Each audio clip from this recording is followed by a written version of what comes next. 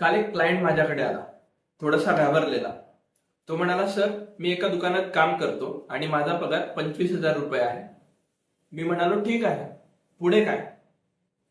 तो म्हणाला, माझे शेठ टॅक्स वाचवण्यासाठी कस्टमर्सला माझे बँक डिटेल्स द्यायचे आणि पेमेंट माझ्या खात्यात यायचं. मला वाटलं मी तर फक्त एम्प्लॉई आहे, मला काय होणार. पण सर, मला आता थेट जीएसटी डिपार्टमेंट कडून नोटीस आली आहे.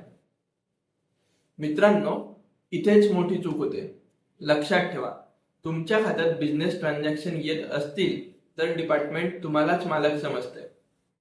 मी फक्त नोकरी करतो हे कारण कायद्यासमोर चालत नाही. एकदा का व्यवहार 40 लाखांच्या वर गेले की नोटीस, पेनल्टी आणि चौकशीचा ससेमिरा मागे लागतो. लक्षात ठेवा, शेठचा टॅक्स वाचवण्याच्या नादात स्वतःचं आयुष्य कोर्ट कचेरीमध्ये वाया घालवू नका.